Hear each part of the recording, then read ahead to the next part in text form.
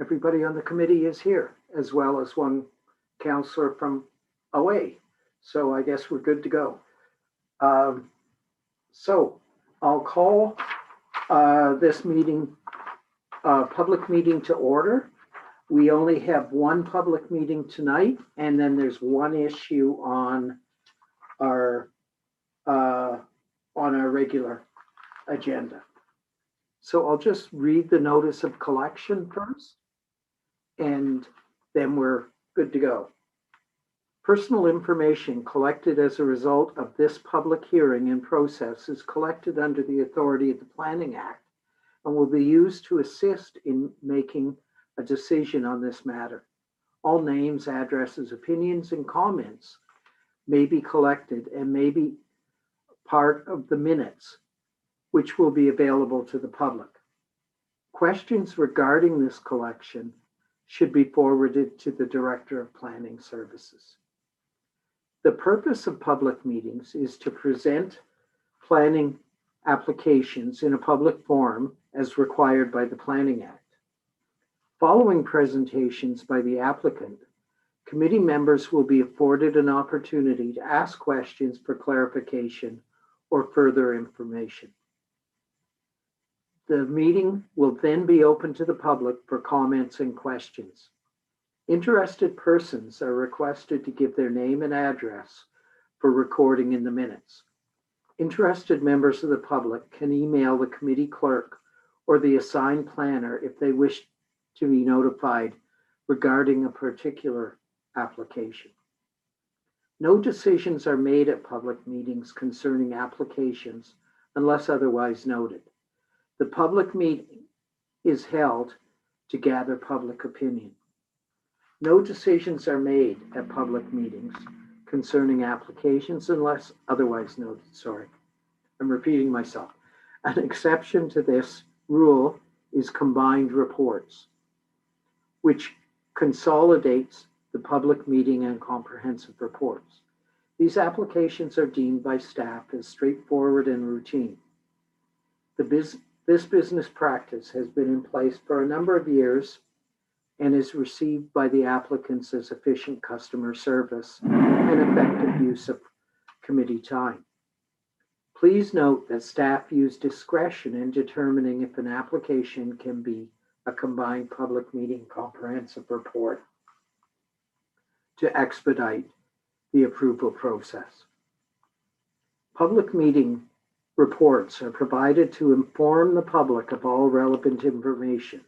Information gathered is then referred back to the planning services staff for the preparation of a comprehensive report and recommendation to the planning committee. This means that after the meeting tonight, staff will be considering the comments made by the public in their further review of the applications. When this review is completed, a report will be prepared making a recommendation for action to this committee. The recommendation is typically to approve with conditions or to deny.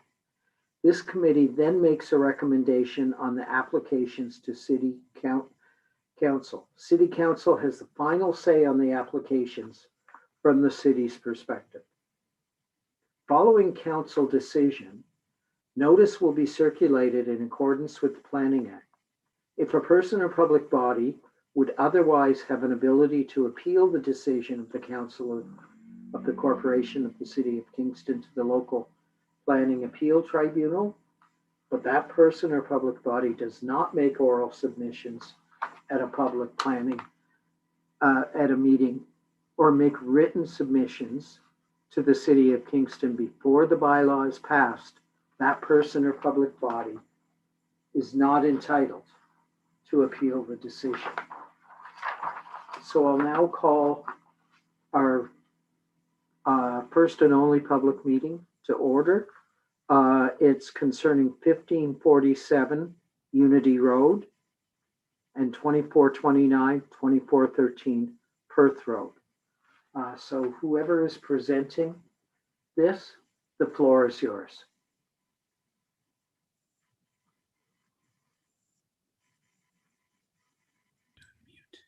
Good evening, Mr. Chair. Just do a quick sound check. Can you hear me okay?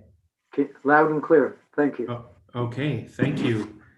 My name is Mike Keene, and I'm a land use planner with Foten Consultants. And I'm here this evening to present to you a zoning bylaw amendment for a couple of properties on Perth Road and Unity Road. So this is in the hamlet of Glen Burnie. And my client for this project is the Rickard family, and Mark Rickards in particular. And you might know them if you're familiar with the Glen Burnie area, as they're the owners of the Glen Burnie grocery store. And I bring that to your attention because I hope that will set the stage for the development that I present to you tonight in terms of the quality that we're hoping to do. You may also know that the intersection of Glen Burnie Road is also called Shannon's Corners. And the land that's in question is land that has been owned by the Shannon family for over 200 years. And Mark Rickard is from that family. So this is a project that has extreme importance to him in terms of the legacy for his family in this area. Next slide, please. So as I stated, this project is located in the southwest corner of the hamlet of Glen Burnie, and it has frontage on both Perth Road and on Unity Road, and it is representing really one of the quadrants of the hamlet there. Next slide, please. This is zooming in a little bit closer, and if you're familiar with the area, you'll know that 1547 Unity Road used to be a small school, and it's been vacant for a while now. 2429 Perth Road was a long-standing automotive service shop and remains that type of use, although the current tenant sells trailers at this point. And then there's a large single detached home at 2413 Perth Road. And this also shows you the current lot fabric. So there are 3 lots in question. There's the Unity Road property, the large Perth Road property, and then the smaller house property. So it's the 3 properties combined that make up the site that's in question this evening. And you can see from my slide on the comment there about the adjacent land uses that the uses that exist are common hamlet uses, a mix of residential, commercial, open space, and even some industrial uses. Glen Burnie really is a fairly comprehensive hamlet as far as the city of Kingston goes. Next slide, please.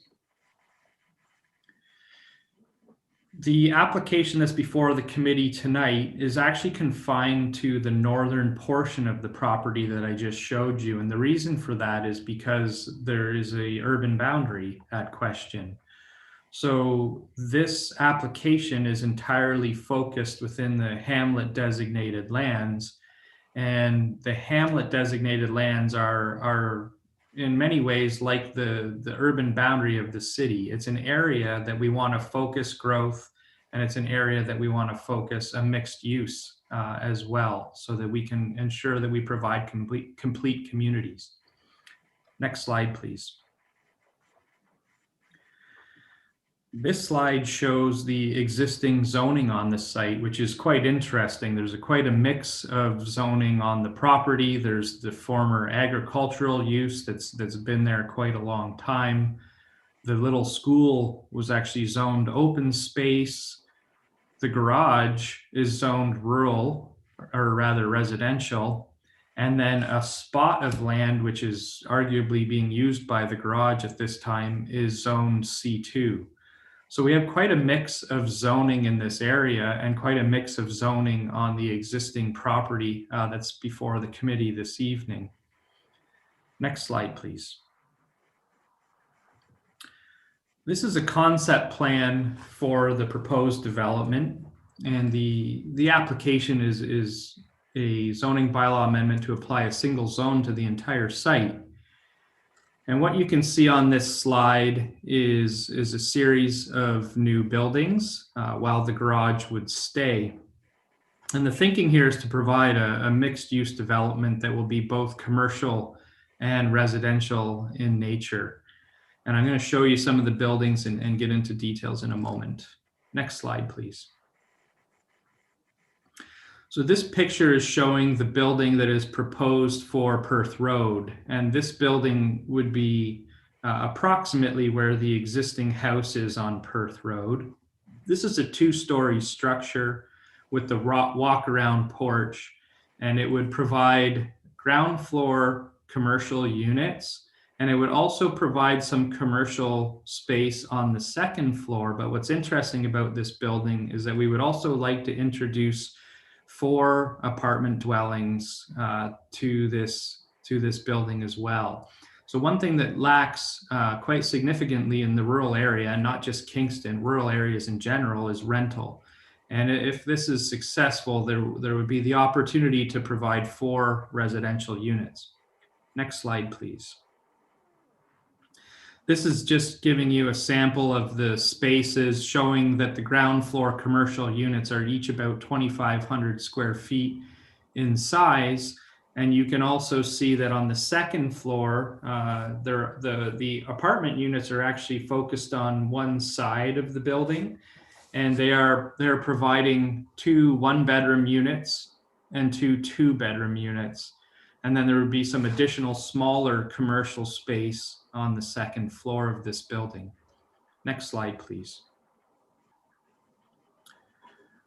So this is showing the Unity Road property now. And the top picture is showing the old school with the proposed addition. And the hope here by my client is that they'd really like to attract a medical type tenant to this building. And so they want to spruce up the building. You can also see the maintenance of this agricultural look with the walk around porches and some changes to the building to make it look more like their current grocery store as well. The second picture is showing the health club and the self-storage facilities. And you can see how the building, the health club or the gym, like the workout space, is meant to look like an agricultural building.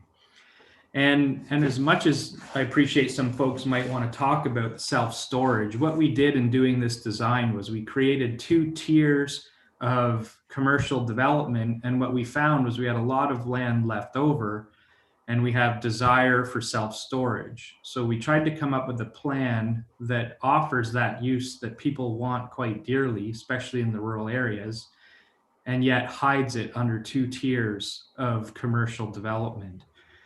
And we'll probably talk about this some more later. Next slide, please.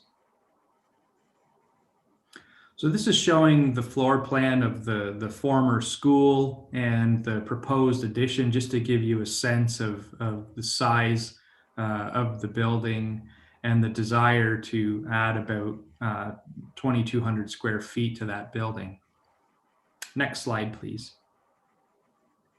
This is showing the layout of the health club with the top of this image showing the main floor of the health club, and then with the second floor offering extra space, yoga room, whatever might be desired by a future tenant. And you can see how the self-storage would be tucked behind that building. Next slide, please. So in terms of the zoning bylaw amendment that's before this committee tonight, we are proposing a site-specific C2 zone. And the main purpose is to establish a unified zone for the entire site. And it's to introduce the residential units. So rather than a single unit, would introduce the fact that we'd like to do 4 units on the property. It would permit the self-storage facility. And then it would address a number of technical matters, such as the front yard setbacks. And that's to recognize existing buildings as opposed to new development. So the service garage on the corner is one example, but the old school is also closer to the street than what the C2 zone would allow. Next slide, please. This is just highlighting some of the other amendments of the bylaw, such as interior side yard and maximum height. The maximum height in the C2 zone is 10.7 meters. all the buildings are within that 10.7 meter height, with the exception of the building that we're proposing on Perth Road with the apartment units in it.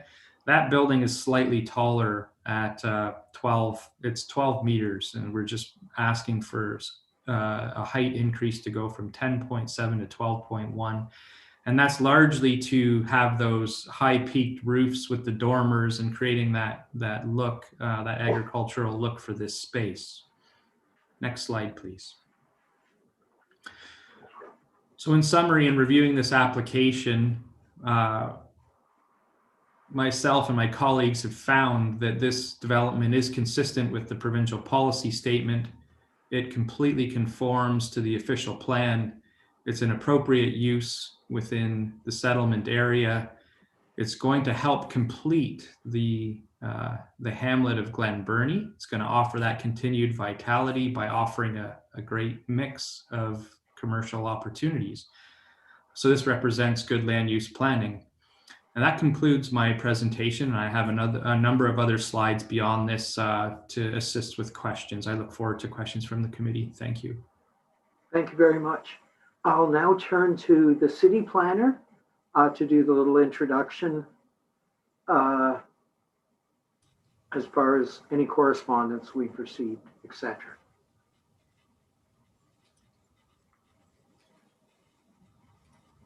Hello, Mr. Audit. Sorry, I was having a little technical difficulty there. Can you hear me? We can. Perfect. So notice for this application was distributed in accordance with the Planning Act. Specifically, notices were distributed to 38 property owners within 120 meters of the 3 properties. Signs were also posted along the 3 road frontages there, and notices were distributed to the technical agencies as required. There have been 2 pieces of correspondence received on this application. One letter of opposition from a resident on the east side of Perth Road, and another piece of correspondence, I think just generally asking some questions about how the site's going to be developed and lighting concerns, drainage concerns, those types of things. And I think that correspondence was provided to you earlier this evening. Thank you very much. We'll now go to the committee for any questions. And I noticed the district councillor, Councillor Oosterhoff, is here, and we'll give him an opportunity to speak after the committee, which is our usual process. So, committee members, any questions you'd like addressed? Seeing none, I won't weigh in then, and I will recognize Councillor Oosterhoff.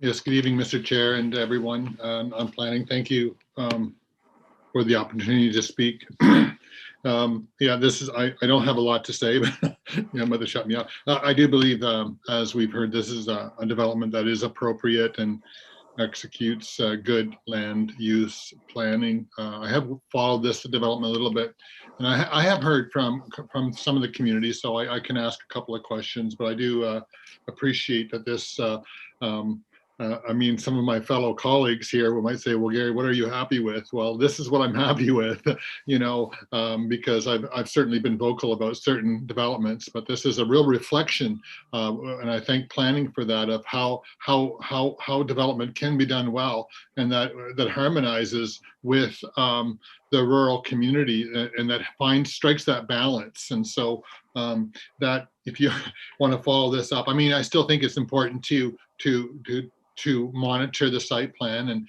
and do the right things, which planning will ensure.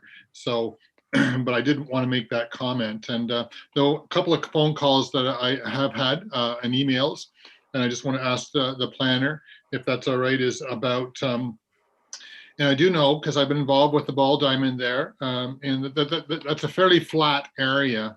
From east to west, there's, in your numbers, that's a very, very low percentage of water diversion through stormwater. And I just want to make sure, and the residents asked me to make sure that is paid a proper amount of attention to stormwater management because it's very flat. And so can I hear some comments on that? Certainly. Mr. Keene or Mr. Audi, both of you, whoever would like. Certainly, Mr. Chairman, and to you, Councillor Oosterhoff.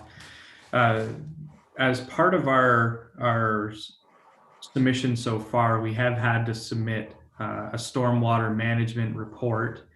And as you noted, the drainage goes from east to west in this area.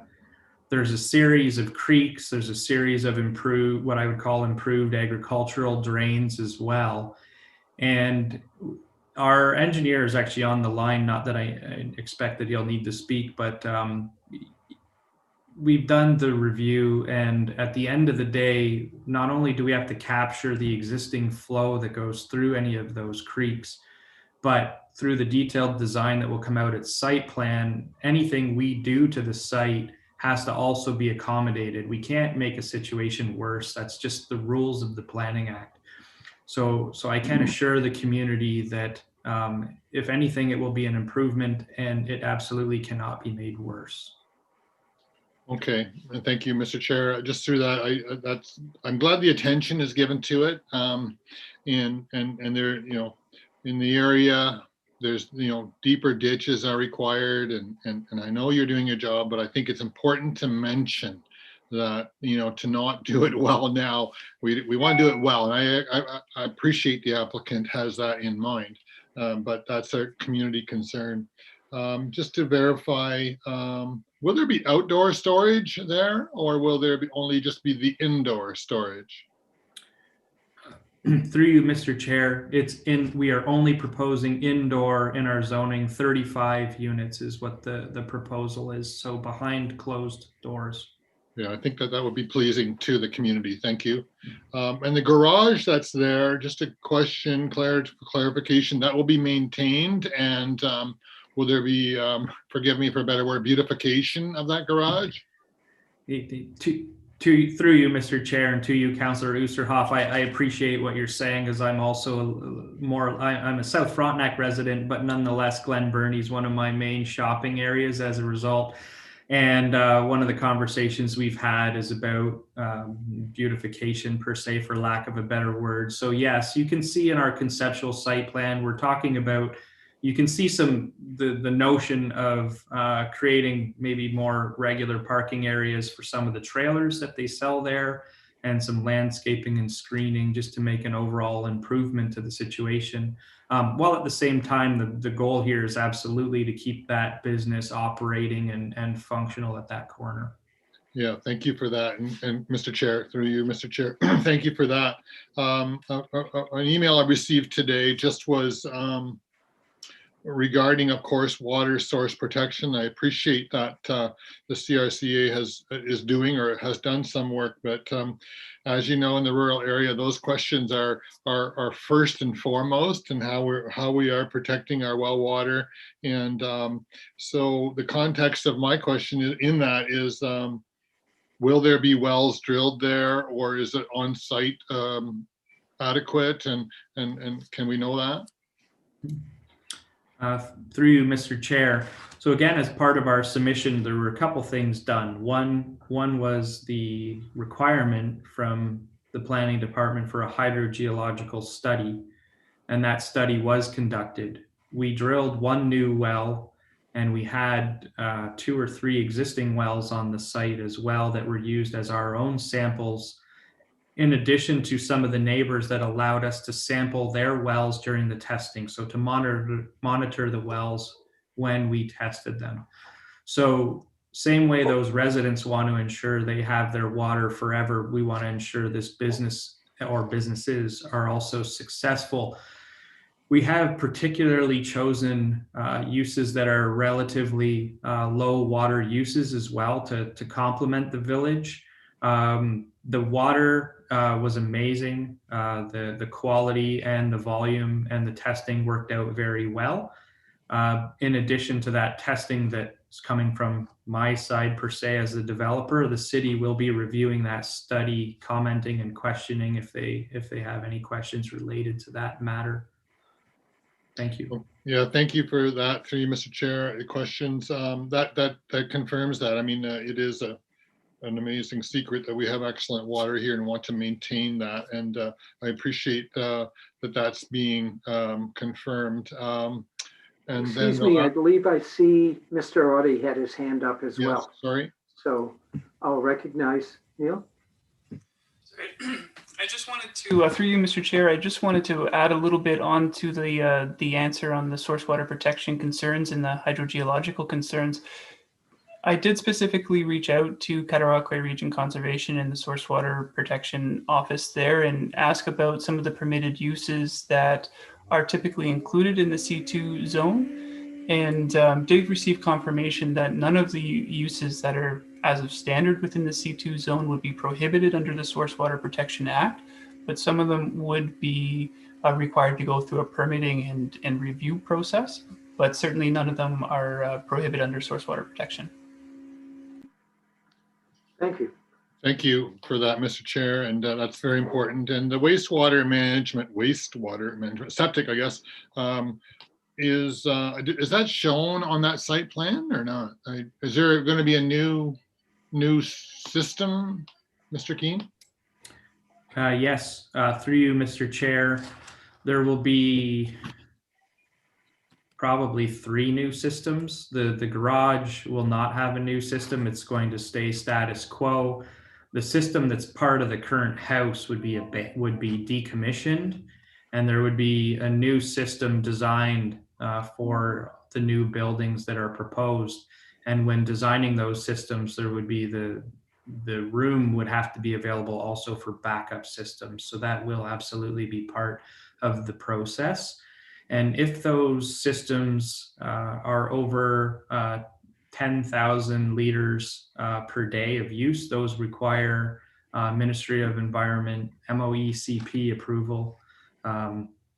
So we'll likely try to stay under those size requirements. And so that's going to restrict the type of uses that we can do on this site as well. So we're really trying to keep this whole development with the hamlet in mind, keeping it low water use, low septic being generated as we advance this application. Thank you for that. And I recognize that. I see that inherent design here, and that's why I say that I have considerable comfort to this, but all those things are still important. And the parking area, someone emailed me just the other day and just wanted to make sure. So the parking I see is in behind the building, but they were concerned about the number of parking spaces, but that's according to a plan, or is that by design? Yeah, through you, Mr. Chair, what we've shown right now is the amount of parking that would be required to service that many retail shops and the 4 apartments that are being proposed. The shape will likely be refined as we work with staff and their technical comments, but I would say it's approximately the size that will be required. We also talked about having all the parking out back, and the realities are that some front yard parking is still required in this kind of environment, like for the quick pull in and out. It's a mental thing. So that's why we have on the building on Perth Road, we are proposing some front yard parking, but for the most part, it's around the back instead. Yeah, I see that. And through Mr. Chair, I thank you for that. And I certainly think that there's as you have indicated, there's a compliment to the community in this design. And I think that should be applauded. And the synergy is there for the short-term, long-term future. So I thank you for your time, and I thank you very much. Thank you. Yes, Councillor Asanic. Thank you, Mr. Chair. Through you, I have some questions about the Trans-Canada natural gas pipeline that goes through the site. And I just wondered if you could just describe where it is and where does it go through the site? Certainly. Through you, Mr. Chair. So the pipelines are just south of the the drainage feature that runs from east to west. So the pipelines, there's actually more than one there. They run through the field south of that creek. So they're outside the urban boundary. So this development, which is largely focused north of that small creek, is quite set back quite far from those pipelines. I mean, it's interesting that it's a very natural divide with the urban boundary of Glen Burnie versus rural. Oh, okay, thanks. So you're saying the pipeline doesn't actually go through this site plan? It's south of the site plan? That's correct. Okay. So the property, the Shannon property, which is a very large property, the pipelines are on that property, but our application being limited to the urban boundary is why it doesn't impact the pipelines. Okay, I get it. It would be easier in this case if we were all at City Hall, because then you could use your little mouse and like point where it is.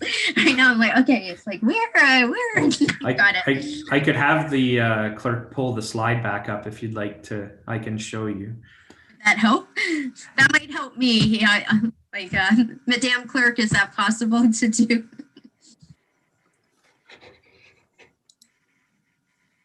I'm thinking, Madame Clerk, if you go to slide 4, which is the official plan slide, that might be the easiest. So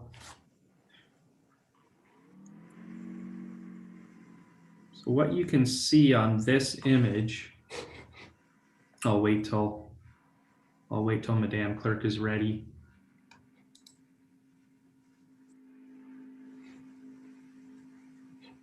Whoops.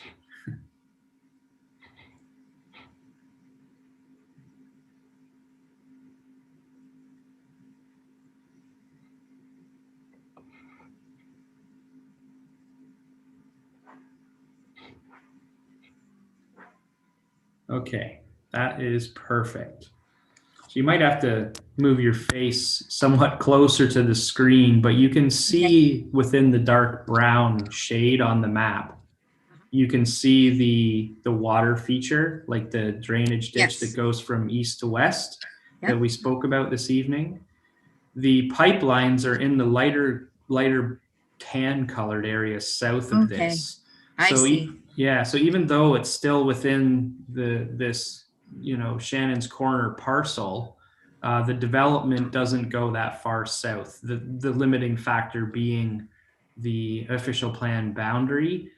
In combination with the natural drainage in this area, it makes sense, and that's where the development is being stopped. Okay, thank you. So it's below the subject site, right? The black line is called the subject site line. That's correct. So it would be, if you were to look at where it says legend, where it says the word Hamlet. Okay. It would be, the pipelines would be very close to where the other dark brown box comes down. The pipelines are very close to the property line, or very close to the boundary of this application, but completely south of it. Okay, great. Thank you very much. Thank you. That was my only question. Thank you. Yes, Councillor Kiley. Thanks, Mr. Chair. Through you, Mr. King, can I just pursue that for a second? I think your description is good, but do you know the distance? Is there a meter separation that you know of? The reason why this is coming up is interested resident wrote just to ask about the radius if, say, there were a leak or, heaven forbid, an explosion or something like that. Just want to be diligent about that. Certainly. We would be so I'm just looking at the site plan, and now that I'm realizing, sorry, I should have had you pull up slide 6 if that's possible, because I'll be able to speak more specific numbers. What I can tell you is the buildings are probably 50 meters away from the pipeline, but slide 6 shows this more clearly. You can see on the bottom of this image, there's the two dashed lines, or there's actually 3 there, which are the pipelines running from east to west. You can see the setbacks on that agricultural ditch feature are 30 meters, so 15 meters on each side of it. And then you can see there's roughly about that much distance again before you get to the building. So I would estimate the setback from the closest pipeline at about 50 meters at this point. Okay, thank you. I appreciate that. Thank you. Yes, Mr. Audi. I just wanted to add in on that. So both Enbridge and TransCanada pipeline, both of them were circulated on this submission, and we did receive comments back from both of them. And there's generally no concerns. They've got the standard language about the standard setbacks in there, and it's about 30 meters from both of those pipelines that they're requesting development. And as Mr. Keene indicated, the nearest proposed building is in and around 50 meters plus. So there shouldn't be much of an issue there. Thank you. Any further questions from the committee? Seeing none, we'll now go to the public. Are there any members of the public, Elizabeth, that would like to speak? Mr. Chair, I'm just going to remind members of the public at this time that if they wish to speak, they will need to raise their hand in Zoom. You will find that located at the bottom of your Zoom window. If you could please raise your hand if you would like to speak. I'm just going to give them a couple of seconds here, Mr. Chair. Sure thing.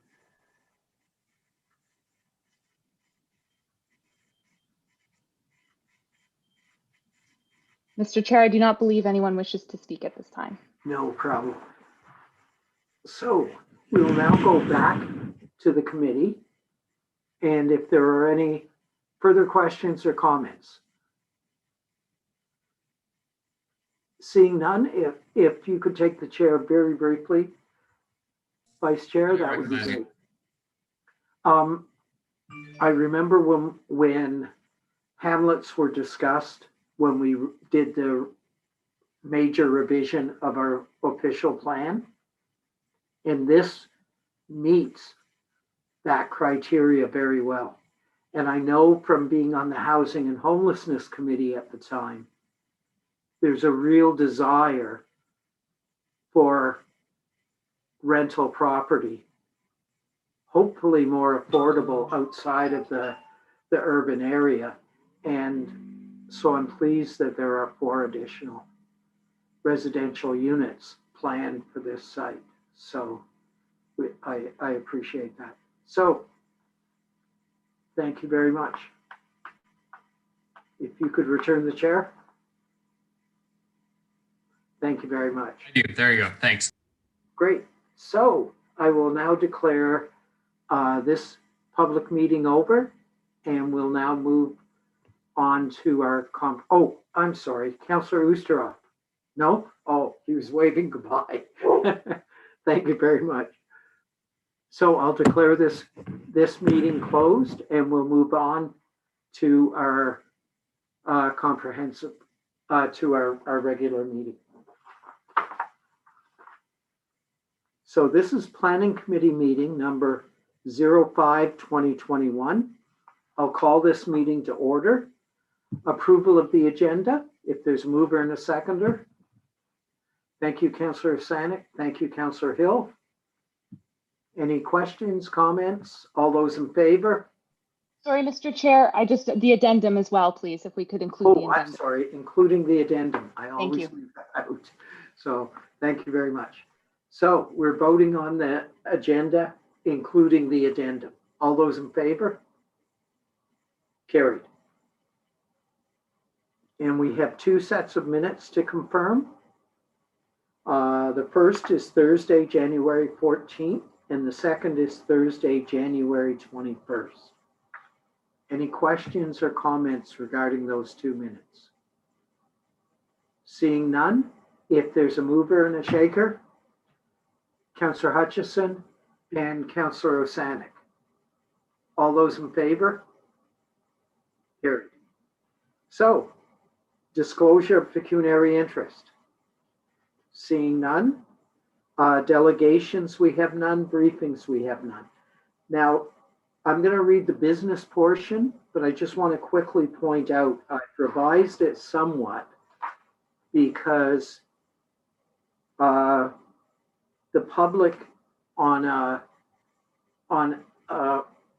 bump up of site plan don't have the option of appealing, although the proponent does. So I'll read the business portion. This portion of the meeting is open to the public. The city has initiated a new process in which members of the public will have the opportunity to speak for up to 5 minutes on comprehensive reports presented before the planning committee. Those wishing to provide oral comments at this meeting will be invited to do so. And so the one and only consideration before us is 1060 Old Mill Road, and it's from a bumped up site plan, which comes from way back in 2014. And I don't even remember who moved or seconded it. I think it may have been Bill Glover and I back in the day, but it's now before us, and the applicant is Homestead Land Holdings, and I believe they have a representative with us tonight. So, who would like to speak to site plan? Good evening, Mr. Chair. It's Lindsay Lambert here. I'm Thank a you. planner with the Planning Services Group, and I'm here to present the staff recommendation on this application with respect to a bump up for a site plan application for 1060 Old Mill Road. Thank you. The proposed development for this application is a 15-story apartment building with 172 rental units. And just by way of overview in terms of site plan control, in terms of the Planning Act and our delegated authority bylaw, site plan control is a tool provided through Section 41 of the Planning Act. The purpose is to ensure safe, functional, and attractive developments that are consistent with city standards and bylaws. Site plans implement the existing zoning permissions that apply to a property. And as the chair had mentioned, there are limited appeal rights under the Act. They can be appealed by the applicant and owner only. Approval for site plans is typically delegated to the Director of Planning Services by City Council. This particular application was bumped up to Planning Committee by a 2014 motion of council. Next slide, please. So this is a slide of the registered M plan for the Purdy's Mill Phase 2 subdivision. It was an application that was submitted in 2016 and was approved by the Director of Planning and registered in 2018. So the site plan before the committee this evening is block 3 of that phase of the overall Purdy's Mill subdivision. Next slide, please.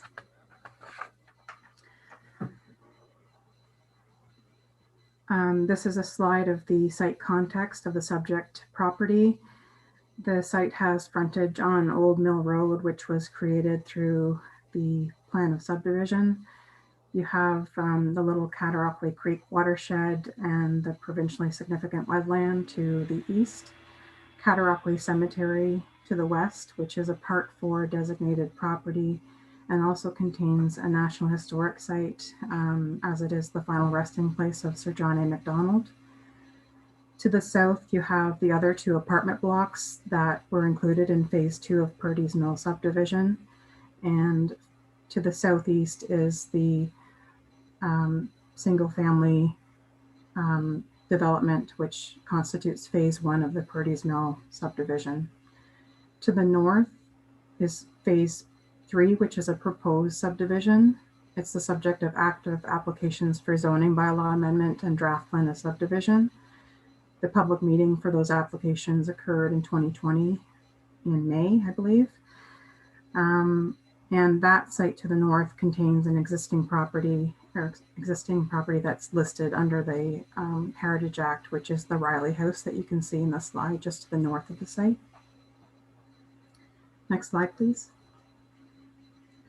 So there were a series of previous applications involving the subject property, the zoning bylaw amendment and draft plan of subdivision, which were filed in 2011 and approved by council in 2014. A final plan of subdivision application, which was filed in 2016 and registered and approved in 2018. A holding symbol removal application, there was a bylaw that was approved by council in the fall of 2020 pertaining to the site. The CRCA has issued a permit under their regulation for the works on the site plan, and there was a conditional foundation permit issued by Building Services in consultation with Planning Services earlier this year. Next slide, please. In terms of the land use of the subject site, it's designated mostly residential in the official plan.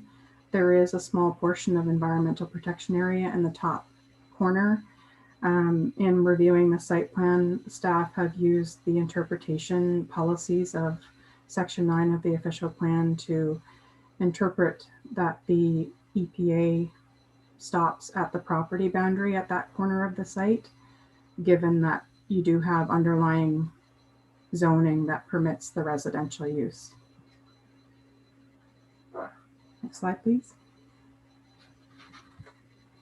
The existing zoning is a site-specific residential type 5 zoning that prescribes all of the performance standards that the development must comply with in terms of setbacks and the maximum height, etc. Next slide, please. This is quite a busy slide. I apologize for that. It is, there's a lot going on here. It is the site plan that's been filed by the applicant for this development. It has been reviewed to ensure compliance with the zoning that applies to the site, and it would form one of the plans that is registered on title as part of the site plan control agreement. Next slide, please. This is a slide showing one of the elevations of the building. This plan has been filed with the site plan control application, and again would be another plan that would be registered on title as part of the agreement. Next slide, please. This is an excerpt of the landscape plan, which has been filed with the application. All of the zoning requirements for the berm and landscaping are prescribed within the zoning that applies to the site, and they're a product of a heritage impact statement and a peer review that was done for the initial applications for the development to provide some mitigation in terms of the development of this site in relation to the adjacent cemetery. The zoning is quite specific in terms of the height material of the fence that must be installed along the property line, the setback of the berm, the minimum height of the berm, the slope of the berm, and then also prescribes the type of landscaping in terms of trees, shrubs, and flowers. The mix being both deciduous and coniferous plantings, and the trunk diameter of the trees planted along this berm. Next slide, please. This is an overview of the key considerations that were looked at through the technical review of the site plan control application. Planning staff have confirmed that the plans are consistent with the applicable zoning. There was a butternut tree health assessment that was filed with the Ministry of Natural Resources and Forestry. Stormwater management was reviewed, as was site servicing. There was a tree inventory and preservation plan that was reviewed. Grading was looked at. There are sediment and erosion control measures that have been implemented or are to be implemented through the site plan. And impacts related to noise were also reviewed. Staff also circulated the site plan to members of council through our standard council circulation process and did not receive any comments as a result of that circulation. Next slide, please. So in terms of the staff recommendation within the staff report on the agenda this evening, it's a recommendation of approval in principle.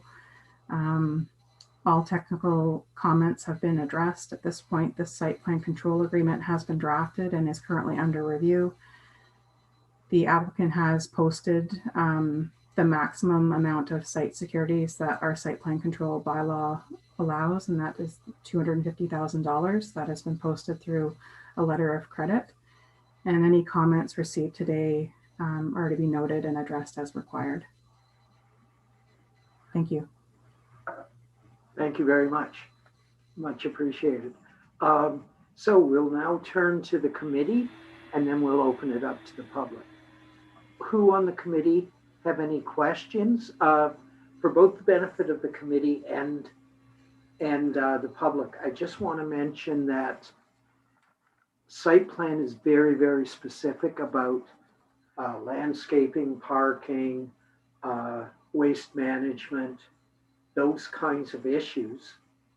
But things like density and height, all of that was resolved when council passed the bylaw in agreement with the proposal. So that's, just wanted to point that out. Who among the committee would like to speak to this? Councillor Hill. Thanks, and through you, I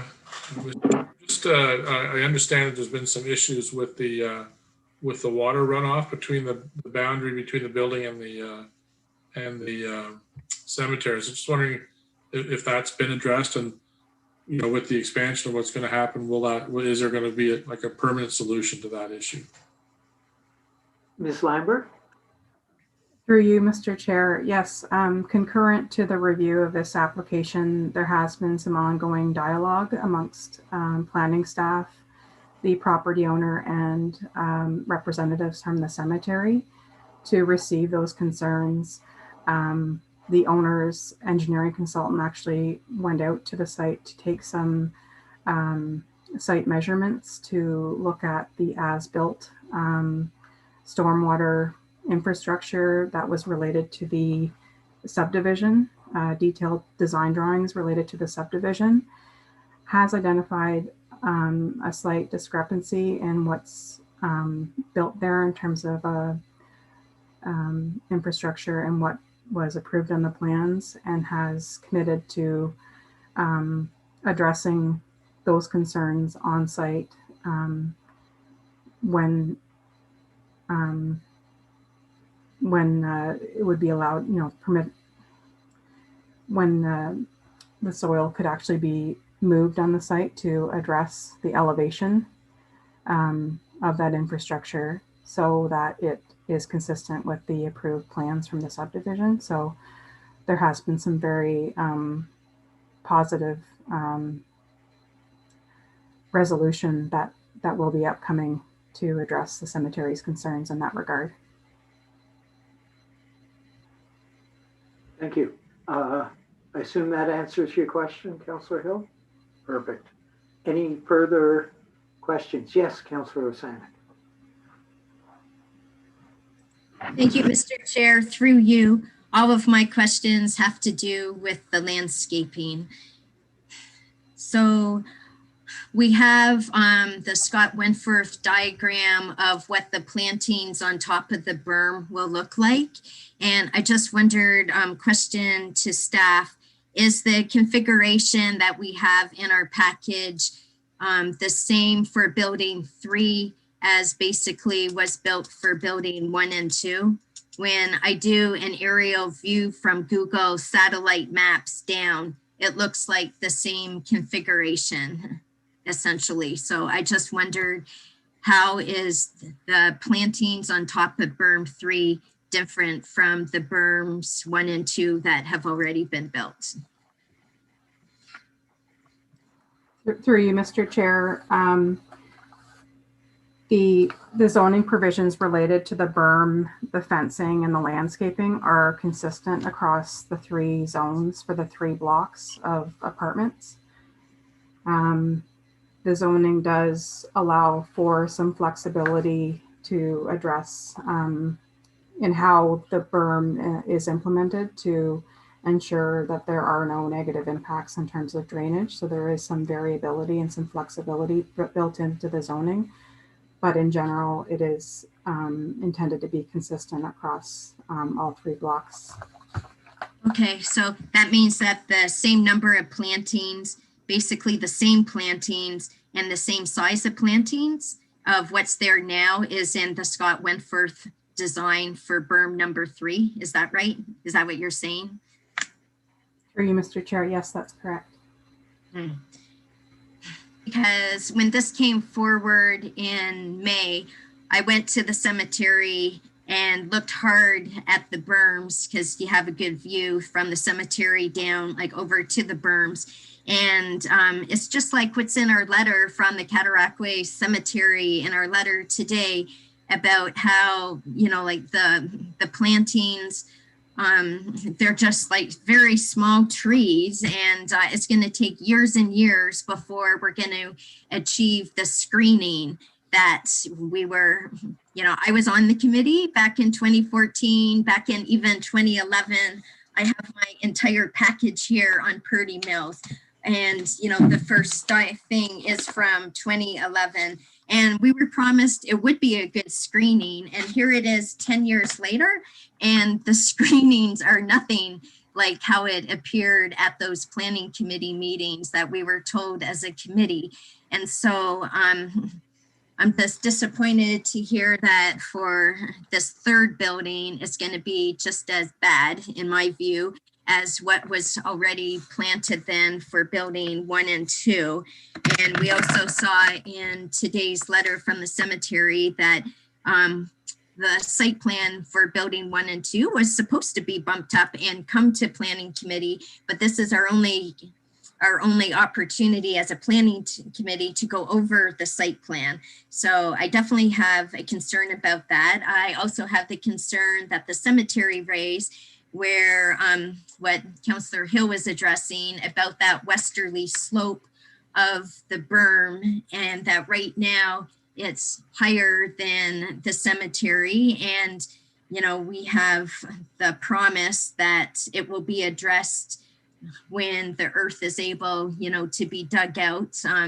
That's a concern. You know, is that really going to happen this spring? Is it going to be pushed off till the summertime? I know, again, when phase 3 came up in May, there were emails back and forth about the trees that are at building 1 and 2 on the berm, that some of them are dead, because that was pretty noticeable back in May and June, being at the cemetery, looking down at the berm and seeing even the coniferous trees were all brown. Not all of the trees were brown, but they were definitely brown trees. I don't know if they were replanted this summer the way that it was promised to. I don't know. I don't know if we go back there in May 2021, are we still going to see those brown coniferous trees if they weren't replanted? I don't know about that. What's my other concern? Also too, you know, it was raised in May for phase 3 that the Cataraqui Cemetery, you know, board, they're major stakeholders. Like, this is a prime, you know, our premier cemetery for the entire city. And they're a major stakeholder because they're so close to, you know, to the sight lines of this plan. And here we see in today's letter that they just started to have correspondence with the city 2 days ago, and it hasn't been enough time for the board to even call a meeting. You know, that's just not enough time for them to, they put a lot of points across, but like 2 days of verbal notice, that's just not enough to actually set up a meeting. So I have a concern about that too. So first off then, I've never done this before for site plan, but I want to see if it's allowed, and I want to put forth an amendment. And here, I'll just emailing this to the clerk, and it's to add some more trees to the berm. Since we've seen what the berm looks like for apartment 1 and 2, and this is now building 3, I can see how sparse it is according to like the plan. And so what I want, I don't know if Madam Clerk, you've received the email yet through the wires, but I want to add some more, I want to add some oak trees, because right now there's only 2 bur oak trees in the plan for the 3rd berm. I want to add 5 oak trees, red oak trees, and I want to add 10 more eastern white pines. And the reason for the eastern white pines is because for this site, there are so many pine trees that are going to be taken down. And we see in the letter from the Cataraqui Cemetery about how they want a screening, you know, for all year round, and only a coniferous tree can give that. So I'm just wondering, you know, through planning staff, are we allowed to have such an amendment? Yes, I believe our clerk has a comment. Sure. The floor is yours. Mr. Chair, just before we start dealing with amendments and taking a more detailed look at some of the concerns that Councillor Rosanek has, this is in fact a time for questions to Ms. Lambert. So perhaps we could deal with this once the item is on the floor, and then we can address the concerns for amendment, if that is agreeable. Yes. I appreciate that. I was asleep at the switch. I apologize. I do Good point. see Yes. Mr. Park has his hand up. Perhaps he could comment on the process, and then we'll go back to the questions. Yes, thank you. Through you, Mr. Chair. Certainly the purpose of a bump up is for Planning Committee to review the application as it pertains to site plan details. It is definitely within the committee's purview to make recommendations for the Director of Planning to take back for consideration when the committee makes its recommendation, so that we would review that with the applicant and as a recommendation of council of committee. Thank you for that clarification. Did you have any further questions, Councillor Rosanek? No, I also know from what we saw in the correspondence with the cemetery and confirmed in one of the answers I received, that the trees that are being proposed for the 3rd berm are going to be the same size as to what has been planted on the other 2 berms. And that will be another part when we get to this in the business portion, if that's how it goes, is another part of the amendment, which I'll talk to later then. So that's it for my questions. Thank you. Thank you. And Mr. Park. Yes, thank you. Through you, Mr. Chair. Just speaking in terms of the size of the tree plantings, there are some limitations there, obviously, in what size of tree can be planted. Because obviously the larger the tree that is planted, its chance of survival starts getting a little bit more risky because of the root ball and the transfer of that. Whereas trees that are at least, and we can certainly refer the matter to our city forester in what he would recommend as a healthy size to begin with that would survive. But certainly putting in a mature tree is a very risky operation in terms of survival from my experience. I also just wanted to mention because a lot of, there were a few comments made about existing dead trees or vegetation that hasn't quite established on the first 2 phases of the berm. Part of our process when the applicant goes to clear their site plan and get their securities back we send staff out on site to inspect. And if we find dead trees and trees that have not been planted, the applicant is asked to either replant the trees or plant the ones they did not. And until they do that, they don't get their securities back. So that's sort of like the carrot dangling, if you will, for them. And that's how we try to ensure that the work gets done that has been agreed to on a site plan application. Thank you. Thank you. Councillor Sanik. Mr. Chair, through you then to Mr. Park. So, okay, that's good information to know about the securities. So in this situation that all the site plan was for building 1, 2, and now 3, at what point would that inspection for building 1 and 2 occur to then look at the securities and get the plantings right? Is that going to wait until after everything's built out for building 3, or would that happen before that stage? Through you, Mr. Chair. When a site plan inspection is undertaken, it is ultimately up to the applicant. They have to apply through the city and have all their supporting documentation, which they submit. I can certainly look in to see where they are in terms of if they apply on phase 1 and phase 2 to get that cleared. And we can certainly advise committee on that. But typically the process is triggered by the applicant because the incentive there for them is to get their securities back. Difficult to speak on this one because the phasing, as I understand it, has been over a number of years. So I'm not sure if Homestead is planning to wait until they finish this phase in its entirety, or if they've actually did apply for the first 2. Thank you. Ms. Lambert, I recognize your hand. Thank you, Mr. Chair. Through you, just to address some of the questions that have come up, in addition to what Mr. Park has indicated. Staff did make note of concerns around the berm plantings that were referenced at the public meeting for phase 3. Unfortunately, at that time, there were some limitations on staff in terms of COVID and the ability to undertake site visits at that time. May of 2020, it was quite limited, and unfortunately that couldn't occur at that time.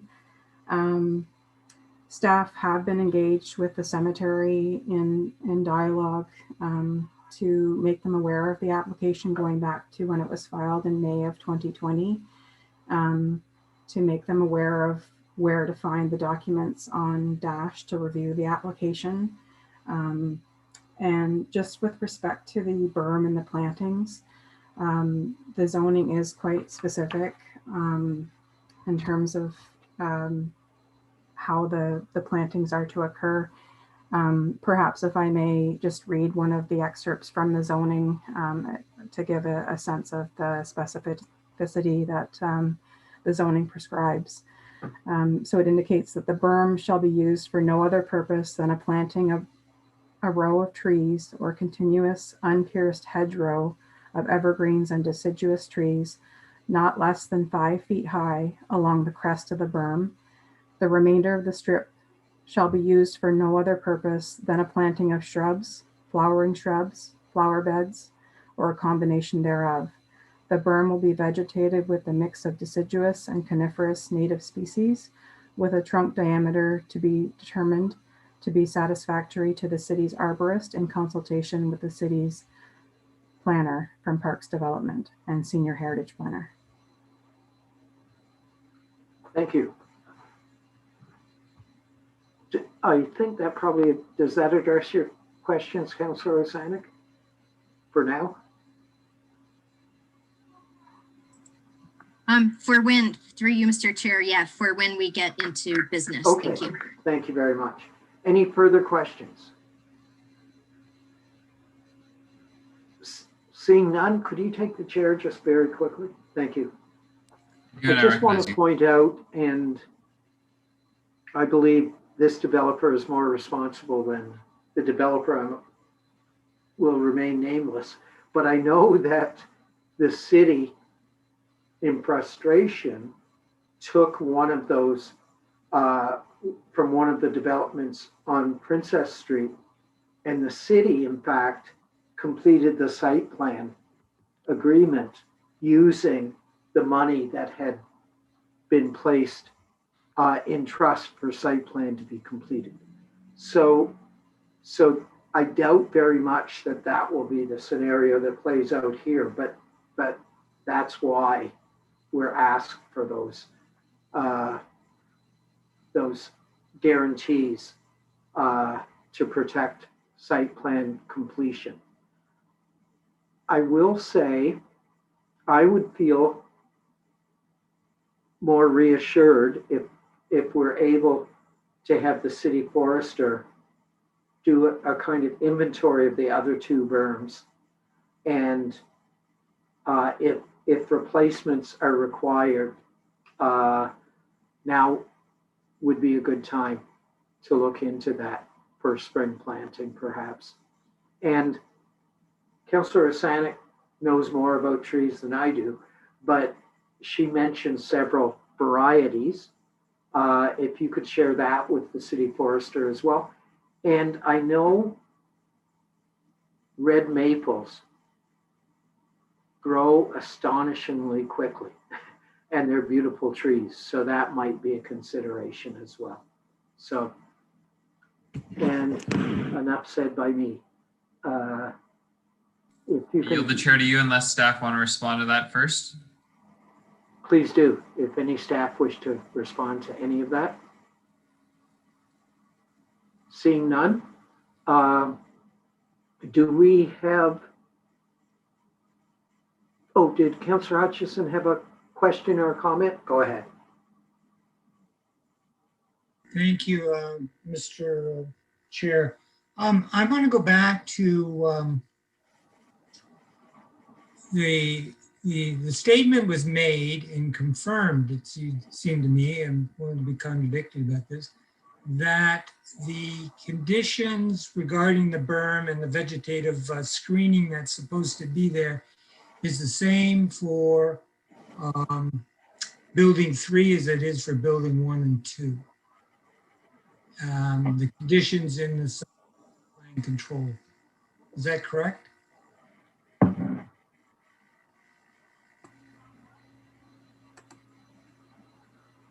Yes, Ms. Lambert. Through you, Mr. Chair. Yes, that is correct. Okay, so I guess the claims being made should be fairly straightforward, it seems to me. Is there an unpierced hedgerow along the berm of buildings 1 and 2?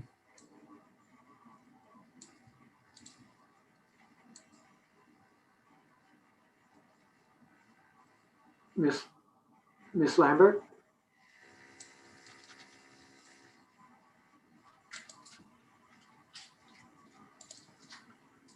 Through you, Mr. Chair.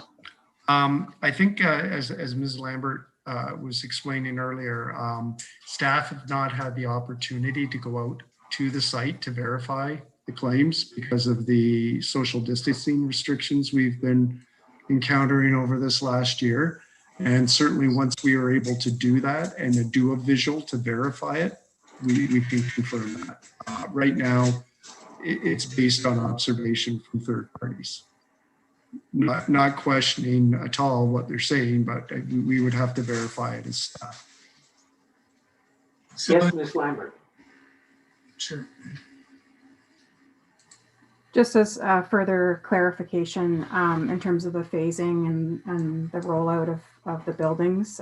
So the first building has been completed, has been occupied for some time, and would have been subject to a request for security release. So there would have been an inspection that occurred for building 1. Building 2 is just coming around to being completed at this time. And so the applicant hasn't come forward in terms of building 2 to request an inspection for the purpose of releasing securities. So the city would still be holding securities for building 2, but not building 1. Okay, good. So, Thank you. so Go ju- ahead. just to be absolutely sure here,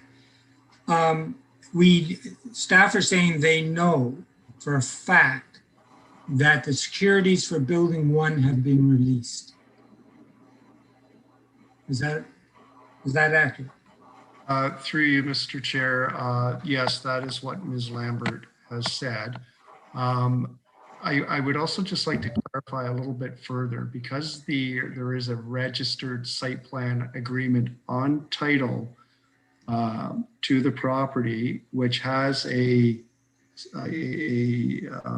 berm planting plan attached to it. We have the ability through that agreement to ensure that remains as is in perpetuity, because it's an agreement. The fact that the securities have been returned on the first phase, if there are multiple dead trees on that berm, we can request, as through the powers we have of the site plan agreement, to have the applicant replace trees that have not taken. Okay. That's good to know. Thank you, Mr. Park. It's where I'm going here, and Councillor Sanic sort of approached it as well, is if there's an equivalency of requirement under the site plan control for the size and nature of the berm and its vegetative screening, then what has gone on in terms of building 1 and 2 is directly appropriate for what's supposed to go on with building 3. It's just a matter of logic. So, in my view, so there's a number of claims made and regarding the pooling of water and the way the berm doesn't work properly, and that the swale is much higher than it ought to be relative to the cemetery grounds. And the question is there an unpierced hedgerow? Well, presumably that's an observational thing. It can be determined. So the question is ultimately whether we can make a decision tonight if we don't know what's going on. Yes, would anybody wish to address that comment or question? Yes, Mr. Park. Through you, Mr. Chair. What can be done, Councillor Hutchison, is recommendations can be made back to the Director of Planning along those lines, and we can certainly look into them, and then we have to be able to report back to you on that. Would that necessarily require a deferral? Or would that be something, because I've never seen a deferral of a bumped up site plan. Through you, Mr. That's Through why you, I'm Mr. asking. Chair. No, it wouldn't be a deferral. It would be A request. request for information, clarification? Okay. Well, there's a final question begging here, and that is, how does the committee know that we'll get an enforceable, if necessary, response? I see Ms. Lambert's hand is up. The floor is yours. Through you, Mr. Chair, that is the nature of the recommendation in the report before the committee, is that Part A indicates that any further technical issues be resolved to the satisfaction of the city. So it is, customary for when there's a bump up the site plan to bring it forward to the committee to hear any comments, and then for the matter typically to be referred back to the Director of Planning, and the committee in its purview can identify additional items that they wish to have addressed before the owner enters into the site plan control agreement and before the director issues an approval letter for the application. And I would assume that that will engage the city forester, taking a look, and possibly city engineer to look at the drainage issues. Would that be an appropriate assumption? Yes, noting that what's before the committee is a site plan for the third block of this subdivision. There are lands outside of the subject property where there have been concerns noted, and staff have been working, diligently and have made progress in having open communication amongst the cemetery staff and the property owner to address those concerns concurrent to the processing of this particular site plan control application. And my sense is that things are moving in a positive direction, and that come spring, a lot of these issues will be addressed. In that, for building one, we do have, like Mr. Park mentioned, we do have a registered site plan control agreement, and we do have redress in terms of any plantings that are found to be unsatisfactory in terms of compliance with the zoning bylaw. For building two, we're holding securities and have yet to do the inspection to view the plantings for that block. And then you have the third application, which is the subject of the recommendation before the committee. Thank you very much. So, any further questions from the committee? Seeing none, I'll turn to the clerk. Are there any members of the public? I believe I see Ian Sullivan, who I believe is with Homestead. But would he like to speak to any of these comments, or are there any members of the public that would like to speak? Mr. Chair, there is one member of public in attendance still this evening. I am just going to ask them that should they wish to speak at this time to please use the raised hand function in Zoom. In order to do so, you will need to go to the bottom of your Zoom window with your mouse to see the raised hand function. I'm just going to give a couple of seconds here.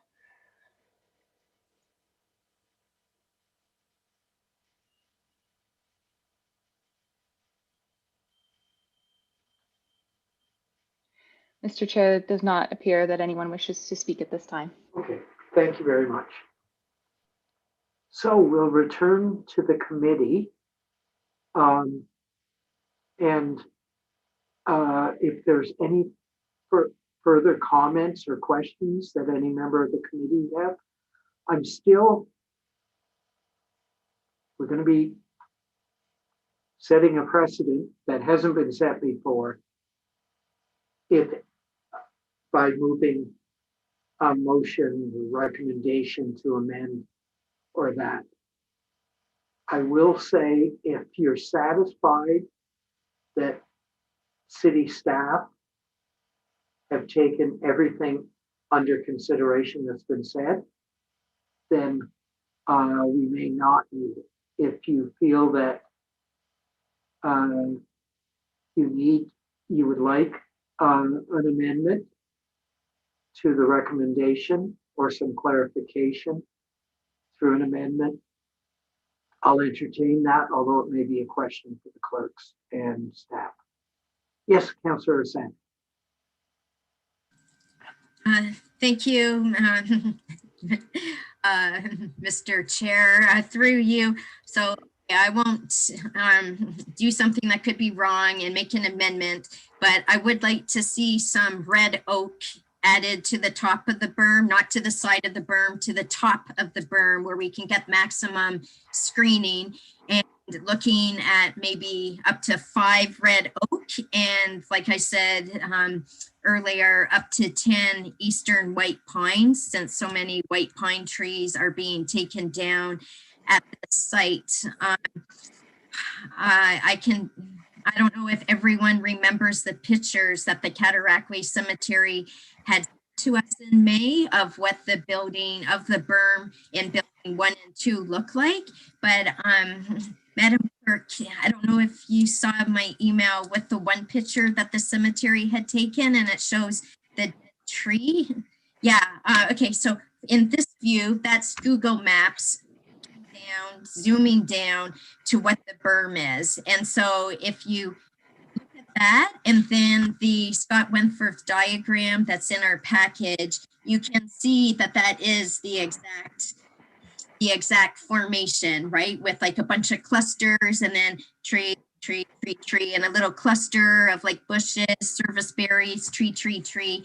And, you know, this berm was built more than 1 year ago. It was built several years ago, and that's how scant it looks. So it's an example where things look great on a picture, and then you see, oh, that's what it looks like.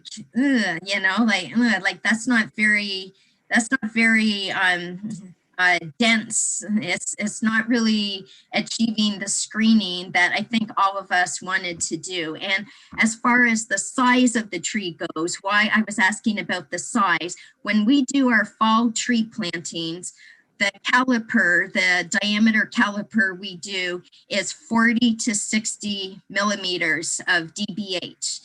And so what the Cemetery Foundation has said is that, and like you can see it when you're at the cemetery looking, a lot of the trees that are planted, and these trees weren't planted like last year, you know, they were planted a while ago, and they look like they're basically my height, like they're only 5 feet tall.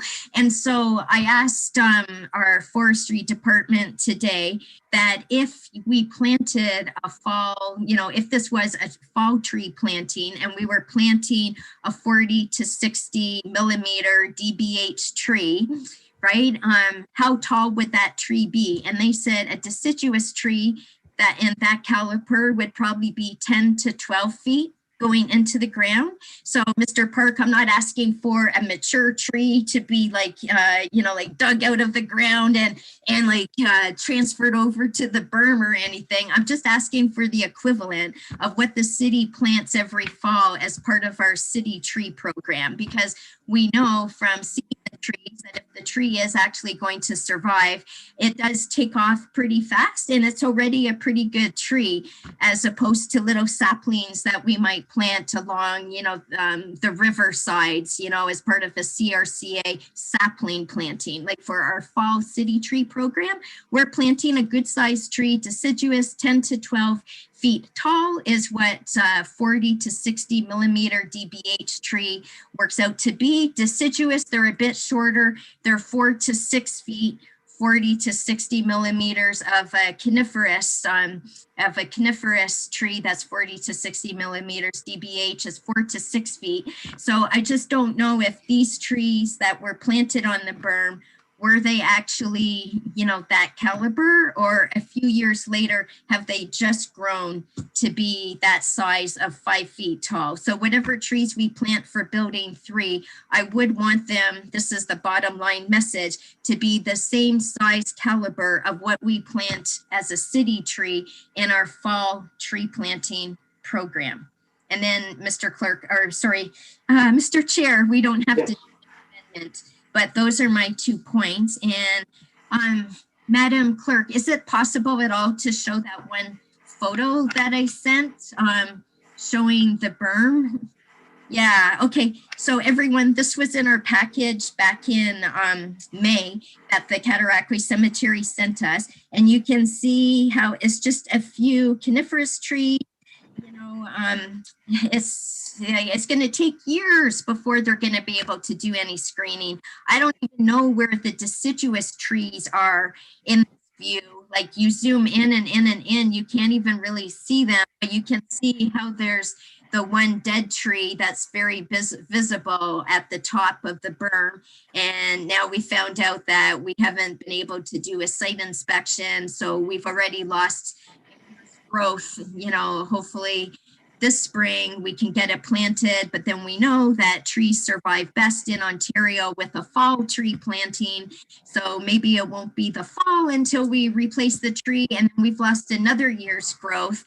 And you can see why getting a good massive screening atop of these berms is going to take many, many, many years to provide that visual screening to our premier cemetery in Kingston. Thank you. Thank you very much.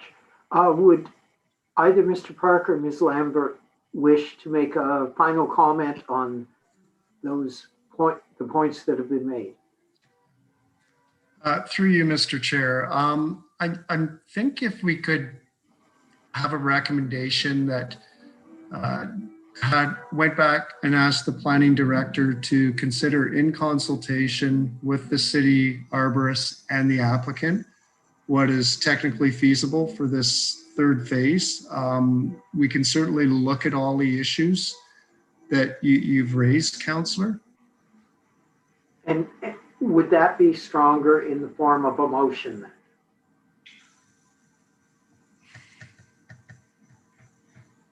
I'm not. We can set precedent, and that would be precedent setting, and I'm not opposed to it as the chair. But Ms. Lambert. Thank you. Through you. Yeah, I've been making notes as to the type of species and number of trees that are being requested to kind of augment the berm. The zoning that I mentioned does allow for some flexibility and some input from the city's arborist as to the diameter, the DBH of the tree. And so I've made notes as to Councillor Osanik's suggestion, and so that could be incorporated, that the arborist, when signing off on these plantings, does, specify a particular DBH for the trees for this particular site plan. Thank you. That information can be left with me to consult with the arborist and the director of planning to fold in those recommendations into the actual build-out. I'm sure Councillor Osanik can follow up on all of that with Ms. Agnew as well. Are you okay with that, Lisa? Mm-hmm. Good. And I apologize, that isn't Ian from Homestead, that's Ian Host that I misidentified. I apologize. I don't believe we have any members of the public. Is that accurate? Mr. Chair, we did check in with members of the public previously. Since we don't have the motion on the floor, we can do one final call to the member of the public who is still with us. If you wish to speak at this time, please raise your hand so that we may you may address the committee.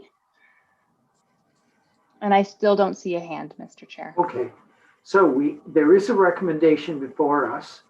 If there's a mover and a seconder for the recommendation, we'll put it on the floor and call the vote. Councillor Hill and seconder. Everybody's being reluctant. I'll second it. So the recommendation is before us. Yes, Councillor Hutchison. I'm sorry, I'm still concerned that what has not gone on is going to repeat itself here. And Mr. Park indicated we could pass a recommendation to make sure that it goes to the director, which it's going under this, I realize that, but specifically about this. And I don't see why we wouldn't do that. Maybe Mr. Park can clarify.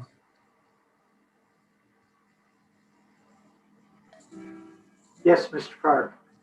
Through you, Mr. Chair, how committee determines it wants to send it back to the director planning is really at their will. I think if you do it as a recommendation, it makes it very clear, but it makes it very tight. If we take back the comments that we've heard. It gives us a little bit more flexibility to work with. I also just want to also remind the committee members that the applicant does have the ability to appeal the site plan if he feels the city is being unreasonable. So we have to keep that into consideration as well when we're reviewing this. Okay, I understand that, and thank you for making it very clear. But we also have an agreement, and we don't seem to have got what the agreement says. So that's a problem. Separate from whether somebody wants to appeal this or not, right? And like I said before, it's almost a question of, is there an unpierced hedgerow? Is the drainage adequate? Is there the screening that needs to be applied to achieve the ends that the agreement outlines? And it seems to me the answer is it doesn't. The circumstances don't. And so, I don't know, there's a question of good faith here, right? Not on the part of staff, but on the proponent. Anyway, I think we either make a recommendation or we take our chances. So at any rate, it's only a recommendation. So I did want to have one comment about the trees. I think Councillor Sanik is correct about the size of trees. I've experienced with planting these trees. Now, I think Mr. Park was referring to slope and problems with planting on a berm, and that is an issue. And certain trees grow better on a slope than others. So I'm aware of that, but in my work, we plant 50mm trees almost always, because then people can see that they're getting a result within 4 or 5 years. You plant a sapling and like half of them die, you never knew they existed. So I think that's something that has to be entertained. And if the trees are planted right on top of the berm and is not completely oval, I think you've got a fairly good chance that those type of trees will take if you water them properly. So, and then the other thing is the drainage. I mean, this is quite a concern we get from the cemetery about the flooding of graves. Now, I'm not sure I'm willing to leave this up to, a civic legal case and whether this will happen or not, if it's part of something that could be avoided. I don't know if staff have a comment on that or not. If they would comment, please. Mr. Park, if you could address that. Yes, thank you. Through you, Mr. Chair. I guess a number of issues you've raised there, Councillor Hutchison. I think it's important to remember in this situation, we're looking at 3 buildings here. The first one was built, as Ms. Lambert said, a number of years ago, and the site plan has been cleared for that. However, it is still subject to the same site plan agreement that this current application is under. And as I mentioned, and as Ms. Lambert mentioned, we do have recourse to go back to ensure that any dead vegetation or vegetation that was not planted can be replaced or planted at this time based on the approved plan for that first building. The second building, the site plan securities have not been released yet. And so we have the recourse then when Homestead comes to ask to have their securities released, of inspecting the site. And again, if the plantings have failed or not been planted, we have that as collateral. In this third phase, which is the only issue that is really before committee tonight, is this third phase. That's where I think we can take back the suggestions that have been raised by committee about looking at different caliper sizes, different tree species, speak with the city arborist, speak with the the applicant on improving that planting scheme. And the last point I wanted to address, you raised about the flooding concerns. As Ms. Lambert said at the beginning of her presentation, the applicant's engineer has been on site. They have done some surveying work. They realize there are some grading issues. They have committed to fix those grading issues in the spring when construction is, when they can do that work and remedy a solution to the flooding that is currently occurring on the cemetery side. So that overall is being addressed, I guess, concurrently with this, and there is the commitment from Homestead to get that corrected. Thank you. Thank Thank you. you. I'll just make one last observation that appealing this, it's got to be way cheaper to fix this than it is to appeal it.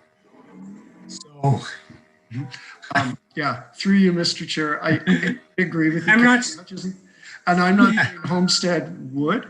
I'm just saying they have the right to appeal if they so chose to. sure. No, and I wasn't suggesting you were making that point at all. I just wanted to point out as a general observation, as a member of the committee and council, I think we all know what the costs of appeals are. If your lawyer sneezes, it's more than this is going to cost.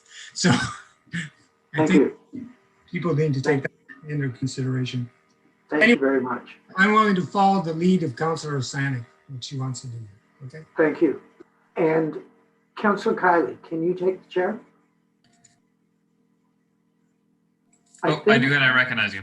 Thank you. I believe both Ms. Lambert and Mr. Park have heard the legitimate concerns from this committee and the serious expectations from the committee that through negotiation with the proponent, we can ensure both the review of those berms that perhaps have failed and that the next planting will be more successful. And the city, I've heard from Mr. Park, is already with the agreement of the engineer from the proponent to remedy the issues of potential flooding. And I have to remind you, every development has to ensure by law that they don't create any additional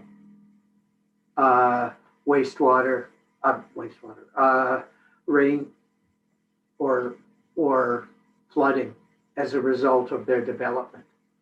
And so if Mr. Park and Ms. Lambert can kind of smile and nod to what I've just said, I think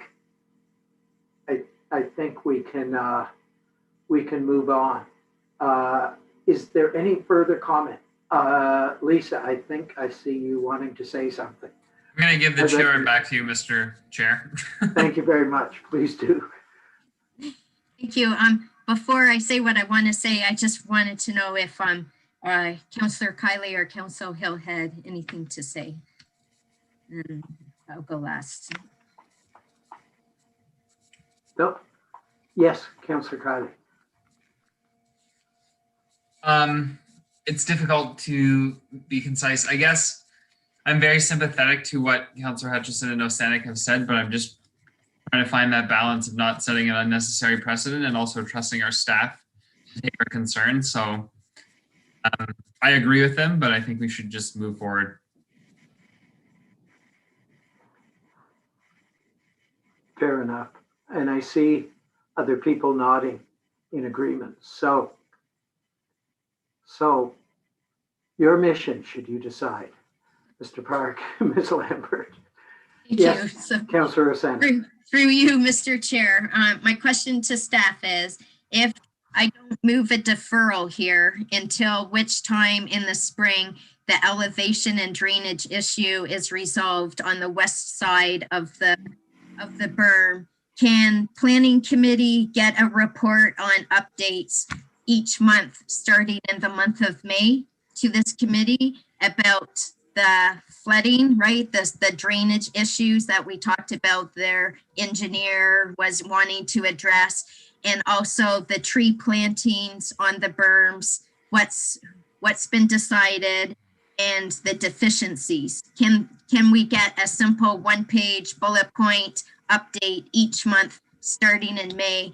Because otherwise, you know how things happen, which is exactly how things happen. That site plan for building 1 and 2 didn't end up coming to planning committee. We all get busy, and this we have to keep on top of. This is really important. So can we get a one-page summary each month starting in May as to how this file is progressing and what's been decided? Through you, Mr. Chair. I think we can certainly commit to bringing back an information report monthly on the progress. I would perhaps suggest staying away from deferral on this, or you may find that the applicant does consider appealing, because right now they're in the ground for their foundation permit.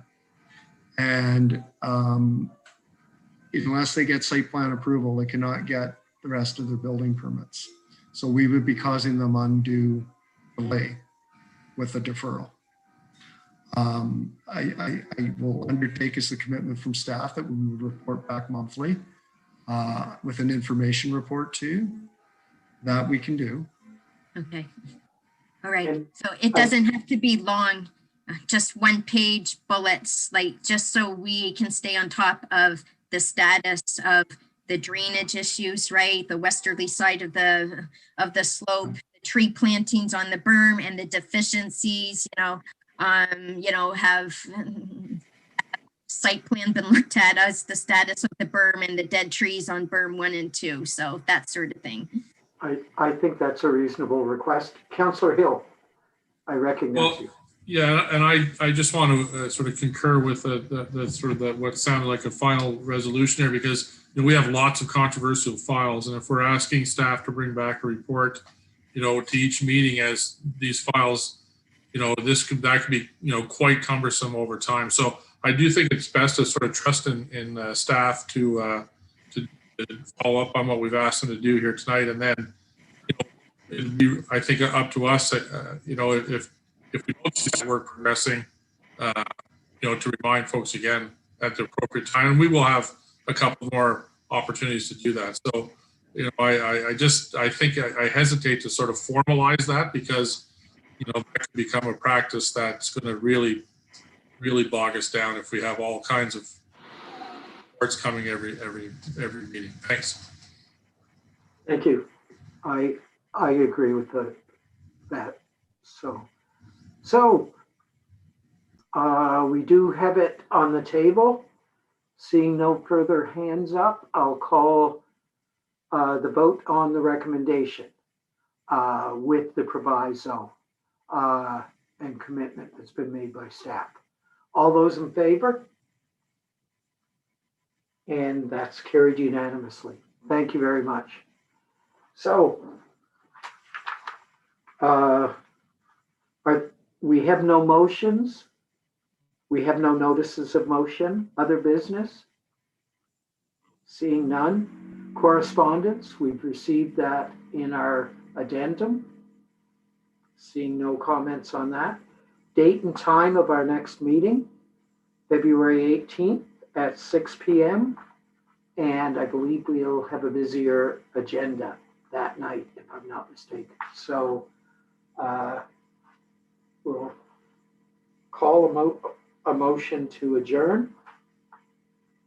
Councillor Hill, seconded by Councillor Hutchison. All those in favor? Carried. And good night, all.